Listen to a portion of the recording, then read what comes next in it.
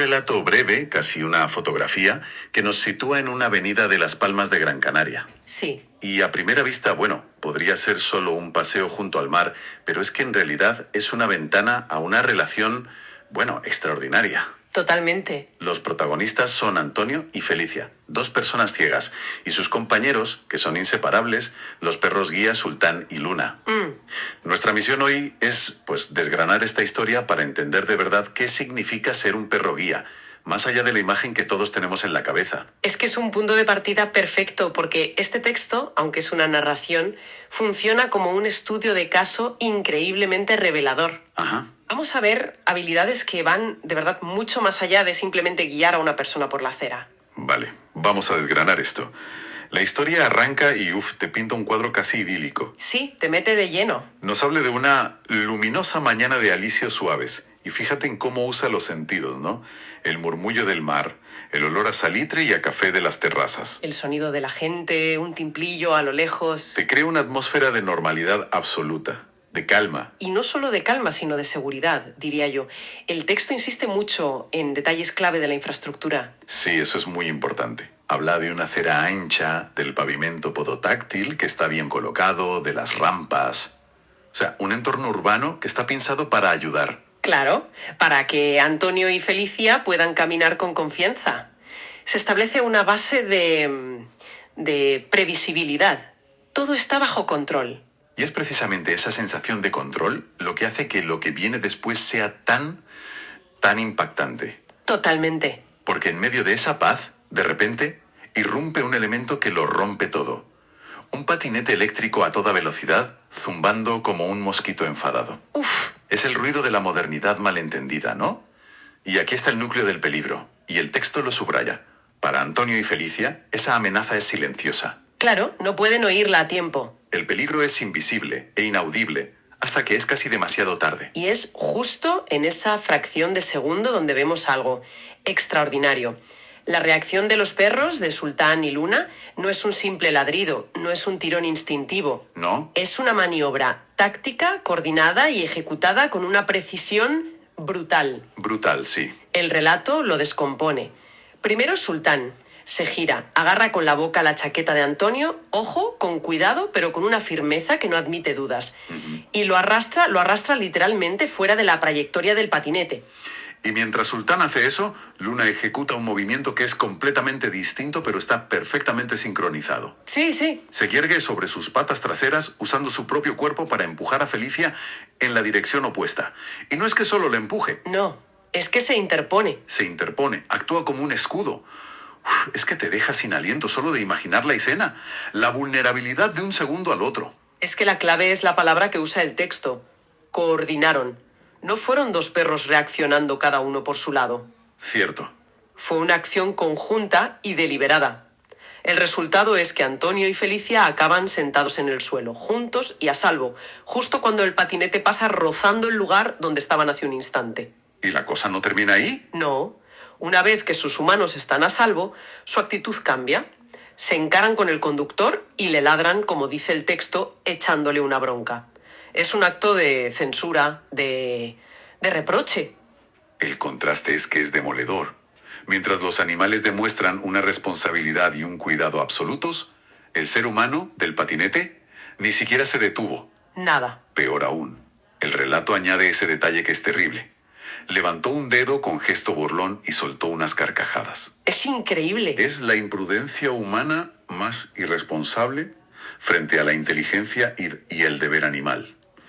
El diálogo posterior entre Antonio y Felicia es mínimo, pero lo dice todo. ¿Sí? Él pregunta, ¿estás bien? Y ella responde, gracias a ellos sí.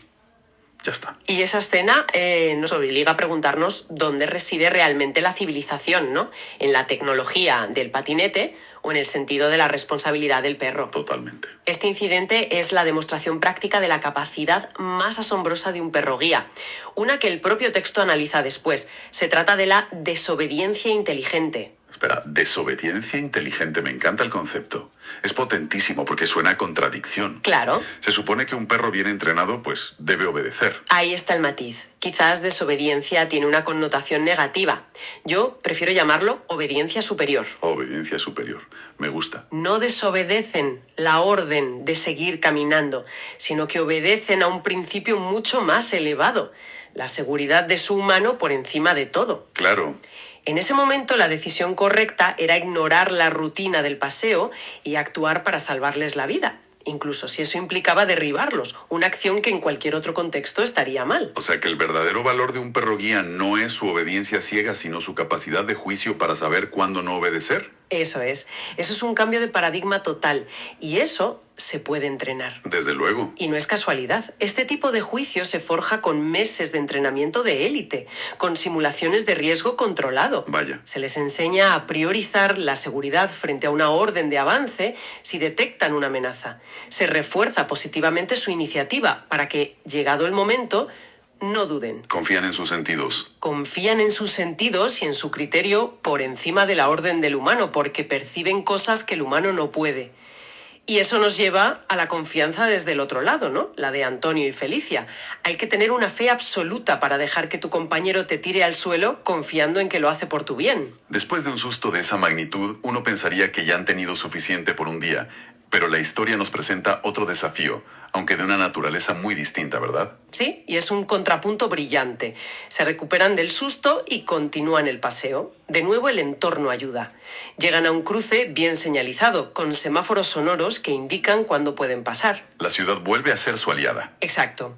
Y aquí el obstáculo no es un peligro mortal y veloz. Es algo mucho más mundano, casi banal. Un turista despistado con una maleta atravesada en mitad del paso de peatones. Un problema cotidiano, de esos que te puedes encontrar 10 veces en un paseo. Y la reacción de los perros es, por supuesto, completamente diferente. Claro. Ya no hay una acción de emergencia. Aquí lo que vemos es control, calma y precisión.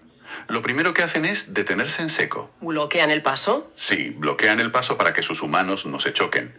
Su primera acción es la inmovilidad protectora. Una vez asegurada la situación, ejecutan la maniobra de esquiva. Y el texto la describe con una frase que me parece maravillosa. Los guían con precisión milimétrica. Sí. No hay un tropiezo, no hay un golpe con la maleta. Bordean el obstáculo y, lo que es igual de importante, los devuelven a la línea recta de la acera. Retoman la ruta memorizada como si nada. Es una operación limpia y muy eficiente. Y en medio de esa maniobra tan sutil, hay un testigo, un niño que le dice a su madre una frase que es el corazón de esta parte del relato. Mamá, esos perros son como superhéroes. Es esa percepción pura de un niño que ve algo extraordinario en lo cotidiano. Pero es la respuesta de Felicia la que me ha dejado pensando. A mí también. Sonríe y le dice al niño, no como, lo son. Espera un momento. Es que me doy cuenta de que no es una metáfora, no es una forma de hablar para agradar al niño. Para ella es una descripción literal de su realidad. Eso es increíblemente poderoso. Exactamente. Ella no está exagerando. Para ella, esa capacidad de resolver un problema que para ella es invisible es literalmente un superpoder. Y este segundo incidente, más calmado, ilustra otras de las capacidades clave que se mencionan. Claro. Ya no solo reaccionar a un peligro que oyen, sino gestionar el entorno físico de manera proactiva. Aquí demuestran su habilidad para detectar obstáculos estáticos y también su capacidad para memorizar rutas, porque saben perfectamente a qué línea recta deben volver. Y es aquí donde el texto introduce esa idea tan bonita de la danza perfecta entre perro, persona y ciudad. Esa frase es la clave de todo. La eficacia de Sultán y Luna se multiplica cuando la ciudad colabora. Ese pavimento podotáctil, esas rampas, esos semáforos sonoros. No son detalles. No son detalles, son el pentagrama sobre el que se escribe la música de esa danza. Una ciudad accesible reduce la carga cognitiva de los perros, les permite no tener que estar sorteando constantemente barreras previsibles y enfocar toda su atención en lo imprevisible. El patinete, la maleta. El patinete, la maleta, el obstáculo inesperado. La ciudad no es solo el escenario, es un socio activo. Cuando juntas estas dos escenas, la del peligro mortal y la del obstáculo cotidiano, emerge una imagen increíblemente completa de lo que hacen estos perros. Sí. El relato, después de mostrárnoslo en la práctica, nos lo resume. Sí, lo sintetiza a la perfección. Enumera las capacidades que hemos visto. Primero, escuchar lo que el humano no oye. El patinete. El patinete. Segundo, decidir por sí mismos ante un peligro, llegando a esa obediencia superior de la que hablábamos. Y tercero, memorizar rutas y detectar riesgos físicos desde un bordillo hasta una maleta. Pero lo más importante es que el relato no se queda en esa lista de habilidades como si fuera una ficha técnica. No, para nada. Nos lleva a la escena final, que es pura emoción. Antonio y Felicia ya sentados en un banco frente al mar.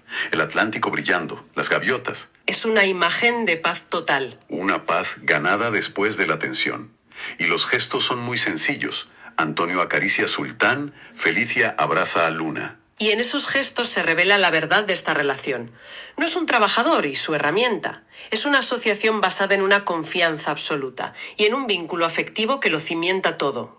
La confianza que permite a Antonio y a Felicia seguir a sus perros a ciegas es la misma que les permite entregarse a esa calma en el banco. Saben que están protegidos. Y esto nos lleva a repensar nuestra idea sobre los animales de servicio. ¿En qué sentido? Pues a menudo caemos en el error de verlos como instrumentos biológicos, ¿no? Programados para ejecutar tareas. Pero lo que nos muestra este relato es muy diferente. Sí. Nos muestra a dos seres capaces de tomar sus propias decisiones, con iniciativa, con una asombrosa capacidad de juicio. No son autómatas, son socios. Socios. La decisión de derribar a sus humanos para salvarlos, la decisión de cómo rodear una maleta, son decisiones que tomaron ellos, en tiempo real, evaluando los riesgos y eligiendo la mejor opción. Es una perspectiva que lo cambia todo. No es obediencia, es colaboración. Y en esa colaboración, a veces el socio de cuatro patas es el que tiene la información crítica y toma el mando. Has dado en el clavo. La confianza de Antonio y Felicia en ellos no es solo confío en que me guiarás por la acera. Es un pacto mucho más profundo. ¿Sí? Es confío mi vida a tu juicio, incluso si en el momento no entiendo por qué haces lo que haces.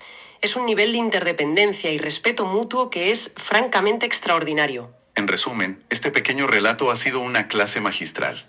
A través de dos ejemplos muy distintos, nos ha mostrado la valentía, la inteligencia y el entrenamiento excepcional de los perros guía. Sin duda. Hemos visto una reacción de emergencia que salva vidas y justo al lado una maniobra de precisión que facilita el día a día. Y hemos entendido que su eficacia depende de esa danza con la ciudad. Un entorno accesible no es un lujo, es una condición necesaria para que puedan hacer su trabajo de la forma más segura y eficiente. Claro. Permitiéndoles centrarse en lo que de verdad importa, lo inesperado. El texto termina con una especie de moraleja con rima, muy directa y muy emotiva. Dice, si confías en su guía y sigues su latido, un perro guía te cuida y te salva el camino y la vida. Es un resumen perfecto. Resume esa doble función a la perfección, la de guía en lo cotidiano y la de salvavidas en lo excepcional. Y justo antes de esa rima hay una frase que creo que es la reflexión final perfecta para quien nos escucha. El narrador concluye con la certeza de que la vida, a veces, camina sobre cuatro patas. Y esto nos invita a pensar. Hoy hemos analizado los obstáculos físicos que Sultán y Luna han ayudado a sortear. Un patinete, una maleta. Pero esto plantea una pregunta importante, ¿no? ¿Cuántos otros obstáculos invisibles, sociales, de aislamiento, emocionales, ayudan estos compañeros de cuatro patas a navegar a sus humanos cada día? Vaya. Esa es la parte de la historia que no se ve en el paseo, pero que, sin ninguna duda, es igual de crucial. Servicios en grabación de la